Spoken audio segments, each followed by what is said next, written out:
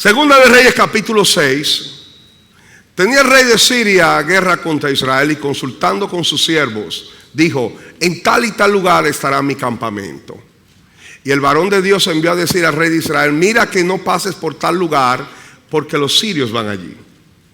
Entonces el rey de Israel envió a aquel lugar que el varón de Dios había dicho, y así lo hizo una y otra vez con el fin de cuidarse. El rey de Siria quería atrapar y eliminar al rey de Israel, y lo que él planificó en sus cámaras secretas con sus secuaces, el profeta, Dios le revelaba al profeta cuál era el plan que tenía el rey de Siria y se lo informaba al rey de Israel. ¿Cuántos saben que todo lo que el enemigo planifica contra ti, Dios nos lo revela? Y el corazón del rey de Siria se turbó por esto, y llamando a sus siervos les dijo: no me declararéis vosotros quién de los nuestros es el rey de Israel. En otras palabras, hay un espías, o en buen dominicano, un chivato entre nosotros. Entonces uno de los siervos dijo: no, rey, señor mío, sino que el profeta Eliseo está en Israel, el cual declara al rey las palabras que tú hablas en tu cámara más secreta. Y él le dijo: id y mirad dónde está para que yo lo envíe a prenderlo. Y le fue dicho aquí que él está en Dotán. Dotán es una ciudad llamada hoy día Tel Dotán. Tel significa montaña.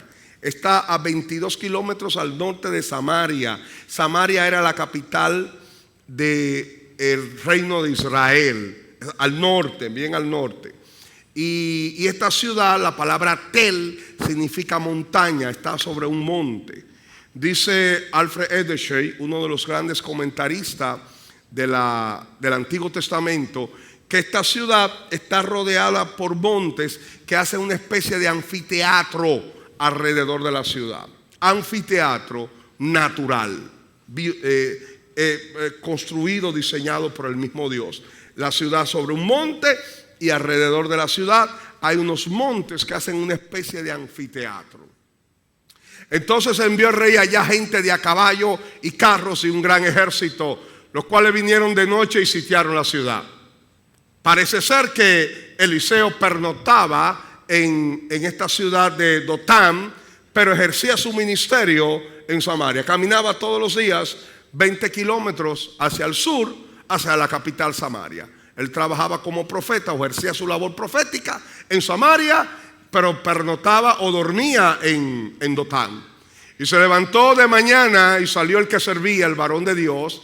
Y aquí el ejército que tenía sitiada la ciudad. Como la ciudad está en un monte, el ejército estaba debajo de Dotán. Y aquí el ejército que tenía sitiada la ciudad con gente de a caballo y carros. Entonces su criado le dijo: ay, señor mío, ¿qué haremos? ¿Qué haremos? En buen dominicano no nos salva ni el médico chino. Él le dijo: no tengas miedo, porque más son los que están con nosotros que los que están con ellos. Digan: más son los que están con nosotros que los que están con ellos. Más son los que están con nosotros que los que están con ellos. Y oró Eliseo y dijo: te ruego, Jehová, que abras sus ojos, los ojos del siervo, para que vea. Entonces Jehová abrió los ojos del criado y miró, y aquí que el monte estaba lleno de gente de a caballo y de carros de fuego alrededor de Eliseo. Ángeles estaban en lo que nosotros llamamos ese anfiteatro natural de montañas. Los sirios rodeaban a Dotán, pero el Señor con sus ejércitos de ángeles rodeaba al enemigo. Y luego que los sirios descendieron a él, oró Eliseo a Jehová y dijo: te ruego que hieras con ceguera a esta gente. Y los hirió con ceguera conforme a la petición de Eliseo. Después le dijo Eliseo: no es este el camino, ni es esta la ciudad, seguidme, y yo os guiaré al hombre que buscáis. Y los guió a Samaria. Y cuando llegaron a Samaria, dijo Eliseo: Jehová, abre los ojos de estos para que vean. Y Jehová abrió sus ojos y miraron, y se hallaba en medio de Samaria. Cuando el rey de Israel los hubo visto, dijo a Eliseo: los mataré, padre mío. Miren el respeto que le tenía, le llamaba padre. Jorán se llamaba el rey. Él le respondió: no lo mates, matarías tú a los que tomaste cautivos con tu espada y con tu arco. Pon delante de ellos pan y agua. ¿Qué le puso? ¿Qué le puso? Para que coman y beban y vuelvan a sus señores. Entonces se les preparó una gran comida, y cuando habían comido y bebido, los envió a ellos y se volvieron a su señor, y nunca más vinieron bandas armadas de Siria, la tierra de él. La palabra pan y agua habla de comida, como nosotros decimos arroz y habichuela. Pan y agua. Le preparó un banquete y nunca más volvieron bandas armadas a Israel. Un rey que planificaba capturar al rey de Israel, y un profeta que le declaraba al rey de Israel, valga la redundancia, lo que tenía que hacer para eludir las heladas, las conspiraciones. Este rey pensó que había algún espía entre sus secuaces y le preguntó a ellos: ¿cuál de ustedes está informando al rey de Israel sobre mis planes? Dijo: no, señor, sino que el profeta Eliseo les informa al gobernante de Israel todo lo que tú planificas en tus cámaras más secretas. ¿Y dónde está él? Bueno, él está en Dotán. Y él envió allá un ejército que sitiaron a Dotán y buscaban capturar y posiblemente eliminar a este profeta. Cuando Eliseo se levanta en la mañana, su siervo, que no es Giesi por si acaso, le dijo: ay, señor mío, ¿qué haremos? Estamos perdidos, estamos capturados. Él dijo: Señor, abre sus ojos, porque más son los que están con nosotros que los que están en nuestra contra. Y dice que al abrir los ojos del siervo, porque Eliseo, como era profeta de Dios, tenía el don de ver ángeles. En un momento dado, Dios le había concedido el poder de ver ángeles. Nosotros no tenemos la capacidad humana de ver figuras celestiales en nuestros medios, pero Dios le había concedido este don a Eliseo y él podía percibir el mundo espiritual. Hay una gran verdad que quiero hablar en esta mañana o en esta tarde, y es que el hecho de que tú no percibas algo no significa que no existe. El siervo no percibió los ángeles inicialmente que estaban en el lugar, no percibió la protección divina, pero eso no significa que no existe. Porque muchas veces, aunque tú no lo veas, Dios está trabajando. Y aunque tú no lo sientas, Dios te está cuidando. Y aunque tú no lo percibas, Dios está ahí. Dios trabaja muchas veces detrás del silencio. Recuerden la historia del profeta Elías, que fue al monte Sinaí a encontrarse con Dios. Y dice que él vio un viento recio, pero Dios no estaba en el viento recio. Sintió un fuego que todo lo abrazaba y lo consumía, pero Dios no estaba en el fuego. Y sintió un gran terremoto y Dios no estaba en el terremoto. Son efectos, elementos de la naturaleza que se dejan sentir, que producen ruido, pero Dios no estaba en ninguno de ellos. Elementos y situaciones visibles. Pero dice que él sintió un silbo apacible, y el original dice el sonido secreto y apacible del silencio. Y allí estaba Dios. Dios muchas veces trabaja detrás del silencio. Cuando tú no lo percibas, cuando tú te sientes abrumado, cuando tú sientes que todo está de mal en peor, allí está el Señor. Porque todo está obrando para el bien de los hijos de Dios.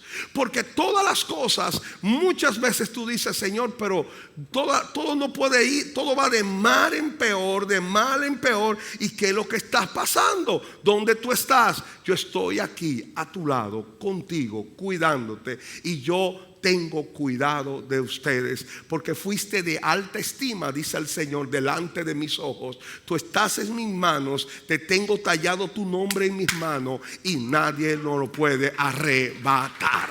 Dios está trabajando con nosotros. Dios está dentro de nosotros y está fuera de nosotros. Es cierto que muchas veces te sientes sitiado por crisis, por situaciones, situaciones financieras, condiciones físicas, problemas en la casa, problemas en el hogar, problemas en el trabajo, y tú sientes que todo te sale mal, pero en ese momento entiende una gran verdad, que aunque el enemigo te rodeare, Dios rodea a tu enemigo. Todo obra para bien. El hecho de que tú no lo veas no significa que no existe. El hecho de que tú no lo percibas no significa que no sea real. El hecho de que tú veas todo mal no significa que las cosas estén incorrectamente. Dios puede estar manejando todo desde atrás, y Dios lo está haciendo. Todo lo que ocurre tiene un propósito en Dios, y todo obra para bien. Yo creo en un Dios soberano. Yo no pienso ni creo que Satanás puede hacer algo sin que Dios se lo permita. Lo dice la palabra del Señor. Lo bueno y lo malo viene de Dios. Y lo malo no son más que bendiciones envueltos en embalajes de aparente desgracia, pero que son bendiciones, promociones, gloria que Dios está trayendo a nuestras vidas. Cuando Dios te quita algo es porque tiene algo mejor, y cuando una puerta se cierra es porque Dios está abriendo otra mejor para ti. Dios es bueno. Dios es grande. El siervo no podía percibir los ángeles, pero el hecho de que él no lo viera no significa que no existiera. Dios estaba ahí. Nosotros no vemos los ángeles. Nosotros muchas veces no vemos cosas que ocurren. Yo quiero decirle un buen testimonio. Hay ángeles, porque dice la palabra que los ángeles están al servicio de los que han de heredar la salvación. Hay ángeles que muchas veces han tomado forma humana y te han ayudado en cierto momento de tu vida y tú no lo has percibido. Hay ángeles cuidando a los hijos de Dios. Jesús dijo que los ángeles miran el rostro de Dios todos los días, dando reporte de los más pequeños, de los pequeñitos. Dios tiene cuidado de sus hijos. Dios envía ángeles. Decía en estos días, en el culto de ahora en la mañana, que en una ocasión se me había extraviado, se me quedó una laptop dentro del avión cuando me invitaron a predicar a Indianápolis. Cuando me di cuenta, ya era un poco tarde y tenía que ir al otro día temprano en la mañana al aeropuerto. Cuando fui al aeropuerto era bien temprano y todos los negocios estaban cerrados dentro del aeropuerto, y sentía una gran sed. Es algo, parece insignificante, pero para mí tiene mucha relevancia. Y yo oré y dije: Señor, ¿dónde yo pudiera beber un poco de agua, ingerir un poco de agua? Y recuerdo que se me acercó, yo simplemente estaba caminando y se me acercó una mujer norteamericana, anglosajona, con una botella de agua, me la entregó y se fue.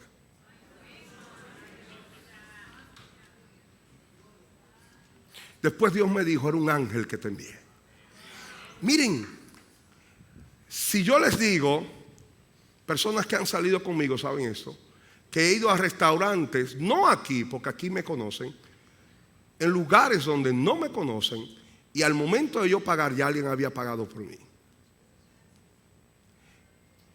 Estuve en ese mismo viaje en un Starbucks. Me encantan los cafés Starbucks. Y cuando llegué y pedí, alguien dijo: alguien pagó por usted. En Indianápolis, en un lugar donde nadie me conoce. Gente haciendo la labor. Y si tú puedes remembrar en tu corazón y en tu mente, verás que hay momentos en tu vida donde tú necesitaste de alguien que te ayudara. Apareció alguien y desapareció. Y posiblemente es un ángel que Dios ha enviado a tu alrededor.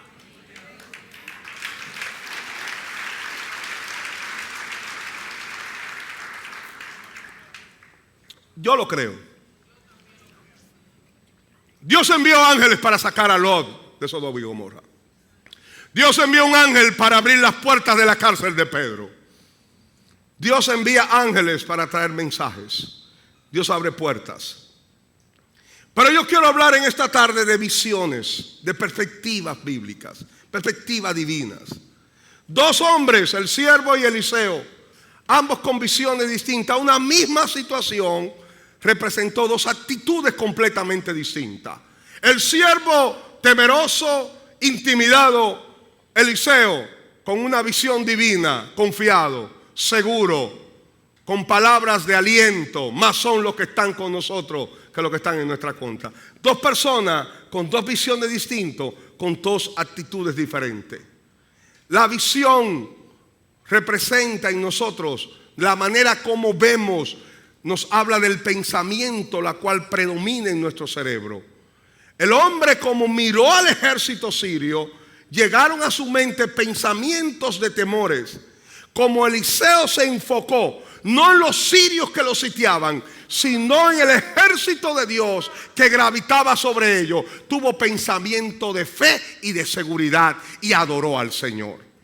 Dime en qué te enfocas y te diré cuál es tu actitud, cuál es tu pensamiento y cuál es tu carácter.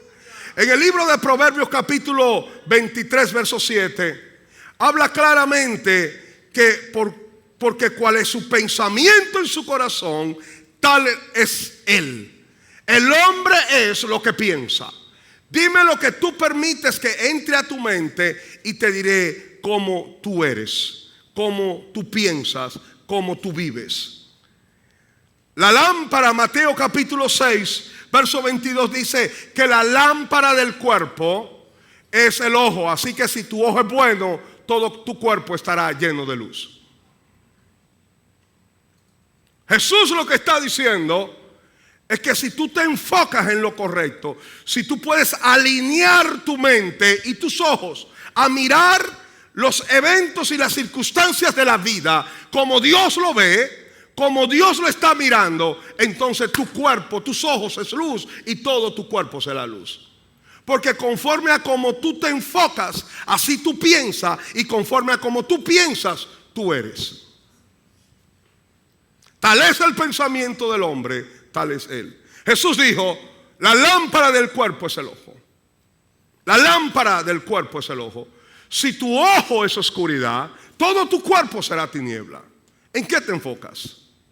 Un hombre que se enfocó en el problema, en la crisis, en la limitación, en la desgracia, y otro que se enfocó en la provisión, en la victoria y en el Dios que lo cuidaba. Dos actitudes diferentes, dos formas de ser distintas completamente. Un hombre que era un borracho empedernido, murió joven. Su vida disoluta, que estaba continuamente consumiendo alcohol, terminó de acortar su vida. Él tenía dos hijos. Uno de ellos, por cierto, terminó siendo también un hombre atado al vicio del alcohol, y el otro un hombre progresista, un hombre de bien. Cuando le preguntaron a uno de los hijos, ¿por qué tú vives la vida de disoluta del alcohol, de las fiestas, de tantas cosas? Dijo, yo soy así porque ese fue el ejemplo que yo vi en mi casa con mi padre. Cuando le preguntan al otro, ¿y por qué tú eres así? ¿Por qué tú no bebes? ¿Por qué tú eres un hombre de trabajo, un hombre de progreso? Dice, porque yo miré el ejemplo de mi padre, cómo su vicio lo llevó a la destrucción y a la muerte, y por tanto yo aprendí de esa condición y hoy yo soy un hombre de progreso y de bien. Una misma situación vista desde dos perspectivas diferentes. Lo que tú miras determina lo que tú piensas, y como tú piensas va a determinar cómo es tu carácter. En estos días estuve hablando con una terapeuta familiar. Recibió una mujer que estaba decidida a divorciarse. Ella tenía muchas quejas de su marido. Su marido no era esto, su marido le faltaba aquello, su marido. Y la psicóloga le dijo, pues vamos a hacer una cosa. Haga dos columnas, en una ponga los defectos de su esposo y en otro coloque las virtudes. Cuando ella empezó a hacer el listado de virtudes, puso, él no es detallista en los defectos, pero es mayorista porque provee para la casa.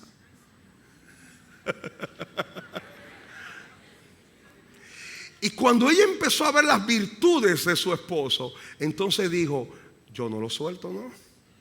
Porque él tiene su defecto, pero tiene también sus méritos. ¿En qué te enfocas? ¿Cuántas personas solamente se están enfocando en lo que no tienen y no disfrutan lo que tienen? ¿Cuántas personas están diciendo, oh, yo me quiero ir de aquí, o yo quiero ir allá, a tal sitio, a tal lugar? Pero cuando están allá, entonces dicen, ay, si yo volviera a mi país, si yo cual día que yo pueda poder retirarme para mi tierra. Mi hermano de los Estados Unidos me dijo, Elvis, yo te envidio, tú vives bien, sol el año entero, playa cuando tú quieres, la gente aquí es tan simpática. Mi hermano que vive en Nueva York. Porque muchas veces nos enfocamos tanto en lo que no tenemos que no podemos disfrutar lo que tenemos, porque de acuerdo a cómo es tu enfoque, es tu pensamiento, y de acuerdo a lo que es tu pensamiento, será tu carácter. Si tú no te enfocas en lo que tienes, terminará no disfrutando lo que sí tienes. Yo siempre le he dicho esta historia de mi madre, que cuando yo era un joven, ella me decía, ay, el día que tú te gradúes, mi hijo, qué feliz yo sería el día más feliz de mi vida. Me gradué de bachillerato. Y después, el día que tú te gradúes de ingeniero, un hijo ingeniero, qué bueno. Y ella, su felicidad era esperar el día en que ella tuviese un hijo ingeniero. Me gradué de ingeniero. Y después me dice, el día que tú te cases, ay, que sería el día más feliz de mi vida. Mi felicidad estaría completa el día que tú te cases. Me casé.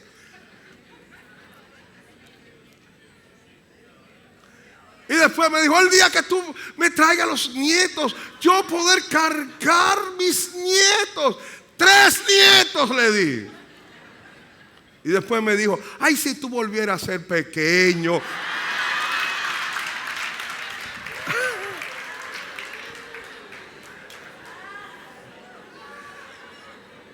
Todo tiene que ver cómo tú te enfocas.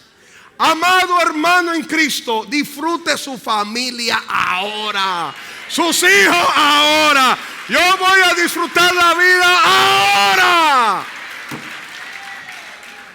Es ahora. Diga que está a su lado, es ahora. Disfrútame a mí ahora. La palabra del Señor dice, poniendo vuestros ojos en las cosas que no se ven, porque lo que se ve es efímero, pero lo que no se ve es eterno. Imitemos a nuestro maestro, que en el libro de Hebreos capítulo 12 dice que él menospreció el oprobio de la cruz, porque tenía la mirada puesta en el galardón, y el galardón era agradar al Padre, restaurando y redimiendo a una iglesia para nuestro Dios. El Cristo que tenía sus ojos puesto en lo que es correcto, en la visión de Dios. En el libro de Romanos capítulo 12 verso 2 dice, no os conforméis a este siglo, sino transformaos por medio de la renovación de vuestro entendimiento, para que comprobéis cuál sea la buena voluntad de Dios, agradable y perfecta. La palabra no os conforméis, en otras palabras, no miren, no sean, no piensen como piensan los demás, sino transfórmate. La palabra transformación es la palabra metamorfosis o metamorfosen, que viene metamorfosis, cambio de forma, transfórmense mediante la renovación. La renovación es la palabra anakaidosis, que es una combinación, una palabra compuesta de ana hacia arriba y kenosis o kainos, que significa algo nuevo. Nuevo no en reciente, nuevo en forma. Y dice el diccionario BIN, el diccionario bíblico BIN, que esto significa renovación, da a entender, la palabra akainosis da a entender de nosotros alinear nuestra visión a la visión del cielo. Renovación significa alinear mi visión a la visión del cielo. En otras palabras, colóquese la gafa de Cristo y mire como Cristo ve. En el momento en que yo miro todas las cosas como el Señor la ve, en ese momento ocurre un cambio de mentalidad, y al ocurrir un cambio de mentalidad ocurre una transformación en mi vida, porque tal es el pensamiento del hombre, tal es él. Y al yo cambiar, entonces conozco la buena, agradable y perfecta voluntad de Dios. Dios no puede hacer cambios externos si primero no hace cambios cambios internos. Dios cambia tu visión para que cambie tu mente. Y al cambiar tu mente, cambia tu carácter. Y al cambiar tu carácter, cambia tu entorno. Dios no va a cambiar tu circunstancia, Dios te va a cambiar a ti. Y por ende, causa y efecto cambiará tu entorno y tu circunstancia. La vida es una siembra, cosechamos lo que sembramos. Si sembramos dolor, cosecharemos angustia. Si sembramos rechazo, cosecharemos más rechazo. Pero si sembramos amor, tarde o temprano, eso vuelve a nosotros. Si cosechamos restauración, tarde y misericordia, tarde o temprano, esas cosas vuelven a nosotros. Por lo tanto, no le pidas a Dios que cambie tu circunstancia. Más bien, dile a Dios: Señor, permítame cambiar mi siembra para que cambie mi cosecha. Amén.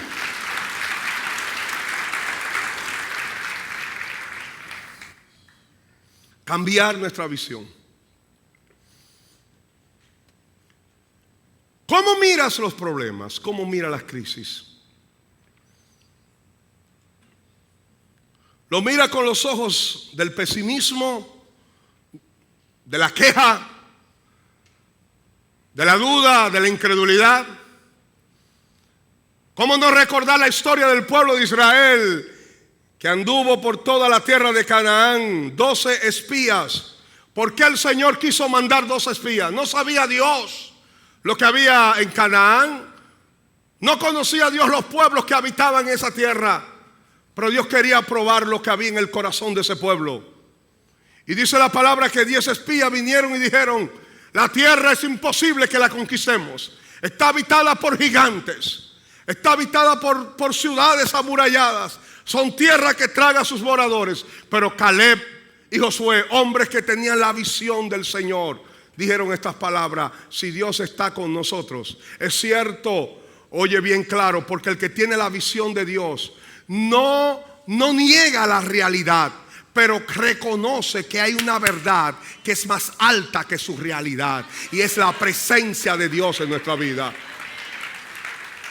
Ellos dijeron: es cierto, el informe está correcto. La tierra de Canaán es una tierra habitada por pueblos belicosos, por pueblos aguerridos, ciudades amuralladas, son gigantes. Nosotros no podemos con nuestra fuerza, pero si Jehová está con nosotros, los comeremos como pan. Diga conmigo: los comeremos como pan. Esa crisis no va a destruir tu casa, los comerás como pan. Esa condición no te va a matar, los comerás como pan. Esa depresión no te va a arrastrar al infierno, los comerás como pan. Esa condición no te va a destruir, los comerás como pan. Porque mientras más grande es la crisis, mayor es el poder de Dios que se ha de manifestar. Mientras más grande es el obstáculo, mayor es la victoria que Dios tiene sobre nuestras vidas. Un hombre llamado Eliseo, que hacía la obra de Dios. Todo el que hace la obra de Dios va a sufrir persecución. Todo el que quiera cumplir la voluntad de Dios recibirá oposición. Es normal. La pregunta no es si lo vamos a recibir o no. La pregunta es cómo tú miras lo que se te opone. ¿Cuál es tu reacción a la oposición? ¿Con qué ojos tú miras lo que está ocurriendo? De que seremos procesados, seremos procesados. De que vendrán tribulaciones, vendrán tribulaciones. No solamente se nos ha concedido que creamos en Él, sino que padezcamos por Él. El padecimiento por Cristo es ineludible. Diga conmigo: ineludible. La pregunta no es si lo vamos a padecer o si vamos a sufrir. La pregunta es cómo tú reaccionarás delante de ellos. Porque ahí se determina la madurez que tú tienes en Cristo. De ahí se determinará tu nivel espiritual. ¿Con qué ojos va a ver tú? ¿Con qué ojos o con qué visión, con qué perspectiva tú vas a ver lo que se cierne sobre ti? Una visión correcta produce confianza. Una visión correcta produce alabanza, gratitud y una expectativa de gloria Porque lo que Dios hará en nuestras vidas es mayor que lo que ha hecho. Porque Dios nos lleva de gloria en gloria y de victoria en victoria. Uno de los predicadores que siempre escuchaba, él partió con el Señor, se llamaba Carlos Ortiz. Me gustó mucho un testimonio que él dio en una ocasión. Él salía antes en Enlace, hace décadas atrás. Y él antes de ser pastor, él era vendedor de una compañía de galletas. Él le llamaba Cookies. Y él era un gran evangelista, aún sin ser pastor. Y él dice que él siempre le escribía a los diferentes, él entraba a los supermercados y a los empleados y cajeros y cajeras, él entregaba un papelito con unos versos bíblicos y un mensaje cristiano. Y dice que en una ocasión él fue donde una cajera, le entregó ese papelito y parece que el novio de la muchacha estaba cerca y malinterpretó la acción del hombre. Y se levantó y hizo un espectáculo en medio de todo el mundo. Le dijo viejo verde, le dijo de todo. Él pudo tomar una actitud y decir: Señor, pero ven acá, yo estoy haciendo tu obra. ¿Cómo tú permites que me ocurra una cosa así? ¿Sabe lo que él hizo? Me impresionó. Él salió y levantó las manos y dijo: gracias, Señor, porque tu palabra dice, bienaventurados sois cuando digan toda clase de cosas mintiendo, porque grande es vuestro galardón en el cielo. Así, Oliver, que viene en bendición sobre tu vida y sobre la mía. Todo es de acuerdo a la visión con que tú lo estás viendo. Miren este caso, porque cuando él oró para que Dios abriera los ojos del siervo, se cerraron los ojos de los sirios simultáneamente. Porque al cerrarse la visión de los sirios, ya ellos no tenían potestad para dañar a los hijos de Dios. Cuando nosotros abrimos nuestros ojos espirituales, el reino de las tinieblas no puede sembrar sus argumentos, ni sus ideas, ni sus pensamientos intimidantes, ni su pensamiento de queja en nuestras vidas. Porque cuando abrimos nuestros ojos y vemos como Cristo ve, pues tenemos la mente de Cristo. Ya el enemigo no nos puede hacer daño, porque ningún pensamiento incorrecto llegará a nuestro corazón. Cuando tenemos la visión de Dios, ya no guardamos resentimientos. Él llevó a los sirios y los llevó a Samaria y allí les dio pan y agua, comida, banquete. Y dice que nunca más volvieron bandas armadas. Es la visión correcta lo que produce en nuestros corazones que no guardemos resentimiento.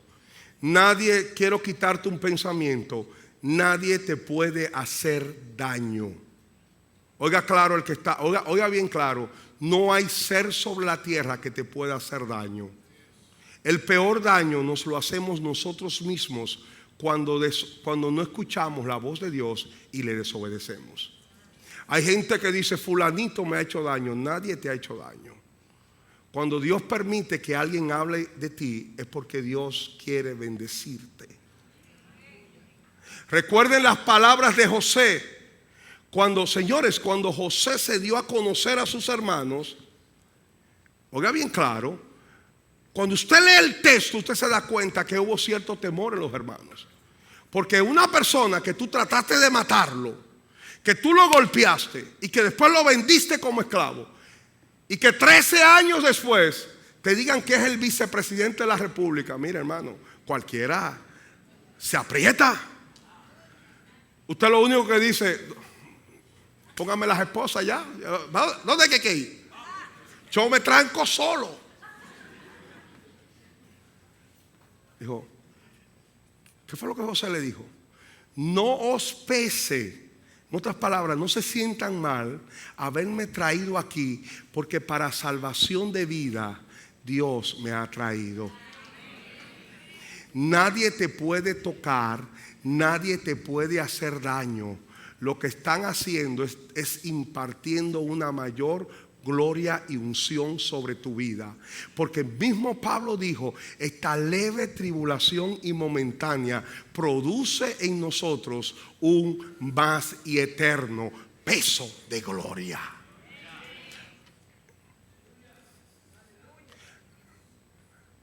¿Le hizo daño Saúl a David? No. Porque mientras David huía de Saúl, Dios conformó el staff de gobierno de David.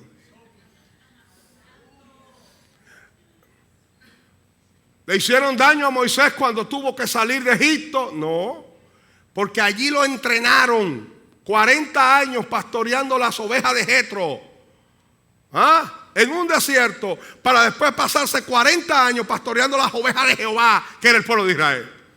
Y allí encontró al Señor en el monte Sinaí. Nadie te va a hacer daño. Nadie te puede tronchar el camino. Lo que Dios tiene para ti, no hay quien te lo quite.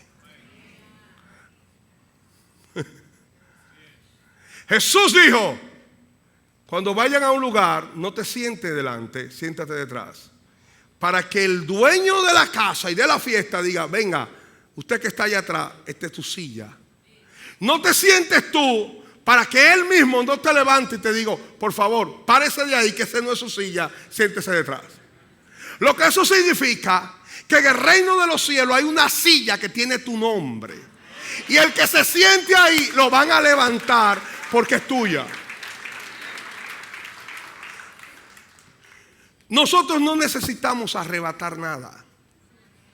Yo no tengo que arrebatar lo que ya Cristo conquistó por mí en la cruz del Calvario. Yo no necesito arrebatar a nadie.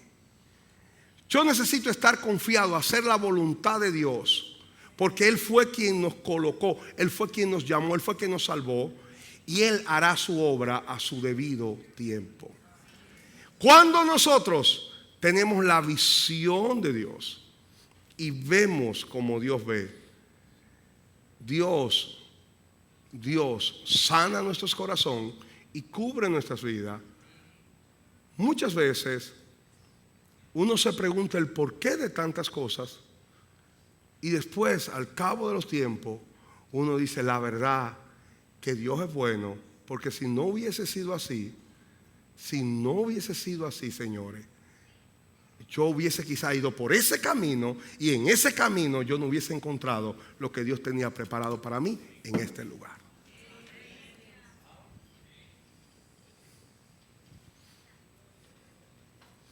Hay gente que se sienten mal porque mira, yo estaba detrás de esa muchacha y vino alguien, se me puso en el medio, me serruchó al palo y ella no me hizo caso. Estate quieto. Tú no sabes de la Dalila que Dios te está librando.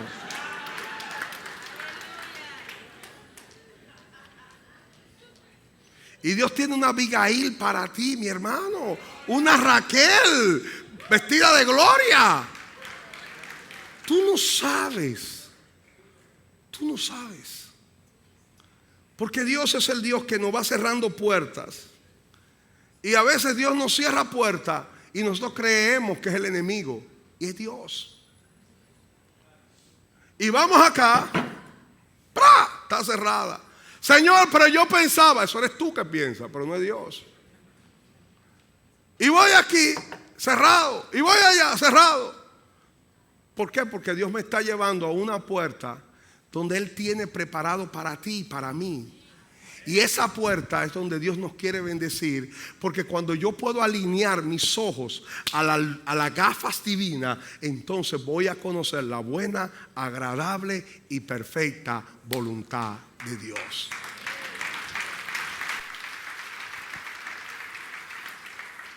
Yo le doy gracias a Dios. Mire, hermanos, muchas veces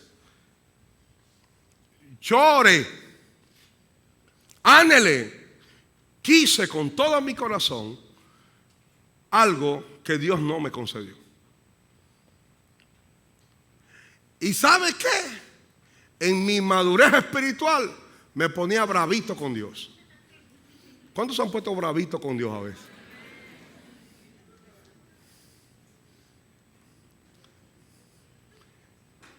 Y Señor, no te voy a adorar como te adoré el domingo pasado.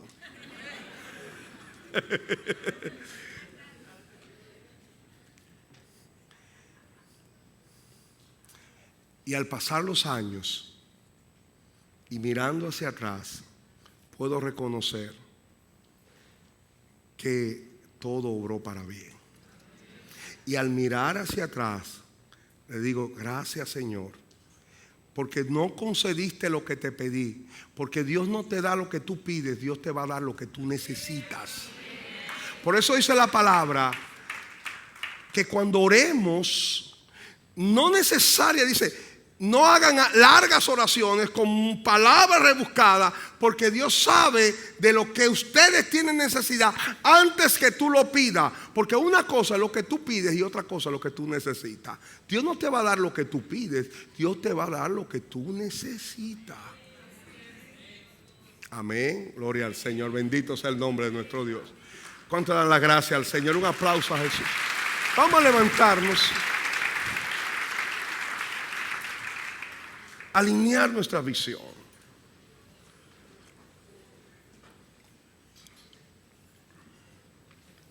Conclusión, ¿qué debemos hacer? Orar. Señor, así como el siervo de Eliseo, abre mis ojos para yo ver tu voluntad, para yo ver como tú ves. Abre mis ojos. Ábrelo, por favor. Ábrelo.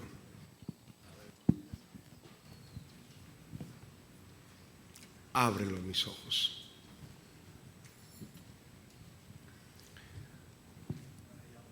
Porque a veces nosotros estamos viendo de una manera equivocada.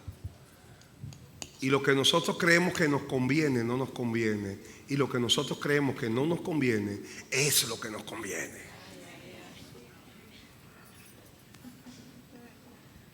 Porque hay ganancias que son pérdidas y hay pérdidas que son ganancias. ¿Cuántos sabían eso?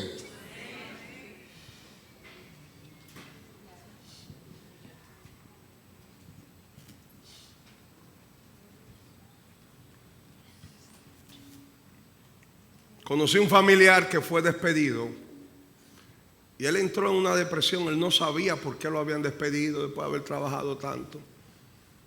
Después él puso su propio negocio y fue un hombre próspero. Y él decía, gracias a Dios que me despidieron. Porque si no lo hubiesen despedido, todavía yo estuviese trabajando en ese lugar. Y él puso un negocio y él prosperó. No significa que todos los despidos sean obra de Dios. Hay despidos que son obra de nuestra, por llegar tarde, responderle al jefe. Yo estoy hablando de la obra de Dios, ¿no? Hay momentos en que Dios obra de manera que para nosotros es extraña. Y aunque tú no lo percibas, no significa que Él no está. Él está.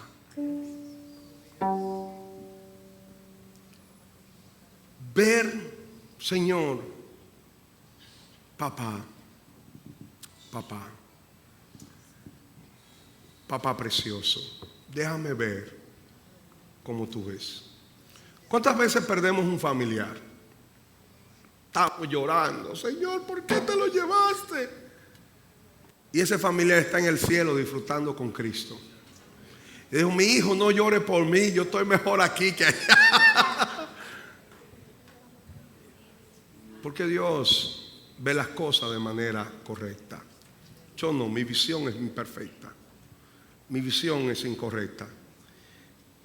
Conclusión, una oración. Así como oró Eliseo por el siervo y le dijo, Señor, abre los ojos. Yo hoy oro, Señor, abre nuestros ojos. Abre nuestros ojos. Abre nuestros ojos. Abre los ojos de la iglesia. Ábrelo. Para que veamos.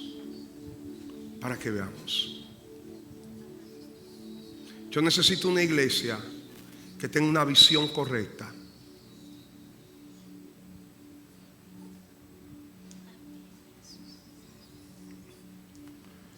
una visión correcta, para que ellos puedan verse a sí mismos y ver como Dios ve. Recibí a alguien en mi oficina esta semana. Me dijo: pastor, yo no soy de esta iglesia, pero yo he venido aquí para que usted llame a mi pastor para que me reciba. Porque yo estuve frío espiritualmente, él nunca me buscó. Y yo necesito a alguien que esté conmigo para yo no enfriarme de nuevo. Yo le dije: tu pastor tiene un grave problema. Dijo: ajá, ¿cuál? Que no es omnipresente. Tu pastor está llamado a pastorear, no a discipular toda la iglesia. El pastor tiene que alimentar la grey con la palabra de Dios, velar por la sana doctrina, delegar las funciones de la iglesia, administrar los recursos de la iglesia y dedicarse al ayuno, a la oración y a la palabra. Discipular es más que pastorear. Discipular es forjar y multiplicarse y velar por una vida continuamente, como hizo Jesús. Jesús tenía una multitud que le seguía, pero solamente tenía 12 discípulos. Yo te voy a decir una cosa: tú estás frío por tu propio pecado, no culpes a tu pastor por eso. El pastor debe discipular 2 o 3, y todo el engranaje de líderes discipulan toda la iglesia. Así es que se trabaja. Señores, ¿cuántos discipuló Cristo en toda su vida? ¿Cuánto? ¿Y por qué me piden a mí que discipule 2,000 personas?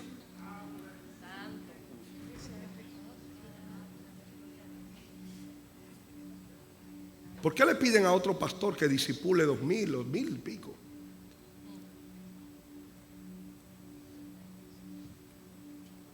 La iglesia, Jesús era Jesús. ¿Quiénes somos nosotros? Nadie.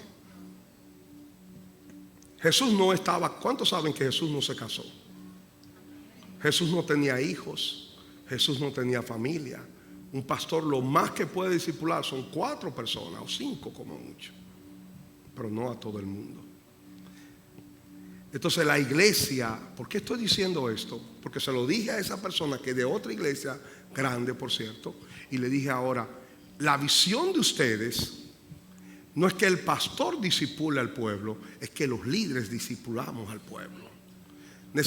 La Biblia dice: id y haced. Todos estamos llamados a ser discípulos. ¿Qué es un discipulador? Ven acá, pero Pequi no vino al culto hoy. Pequi, ¿qué te pasa? Ay, que yo estoy medio frío. Voy para tu casa, vamos a orar. Eso es un discipulador. Y no, que tengo problemas con el trabajo. Vamos a ayudarte, vamos a orar, vamos. Eso necesitamos eso. Yo necesito eso. Yo no lo puedo hacer todo, pero yo quiero un liderazgo que tenga la visión correcta, señores. La visión correcta.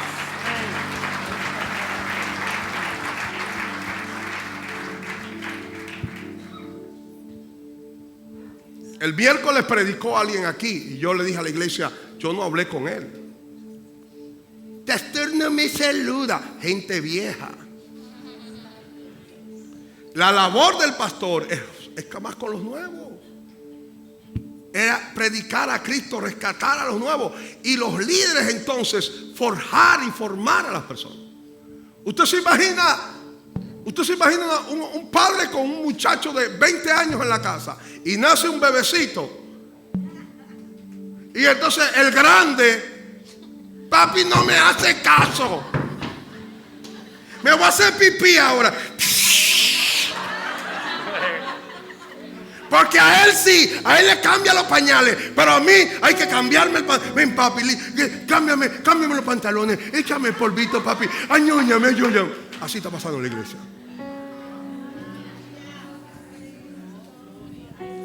Si usted ve que el pastor tiene 10 gente aquí y usted es un líder, en vez de decir: el pastor no me saluda, tome 4 de esos 10 y órale y ministrale y déjeme coser. Que eso es lo que yo necesito. No cargas. Gente cargada con el ministerio.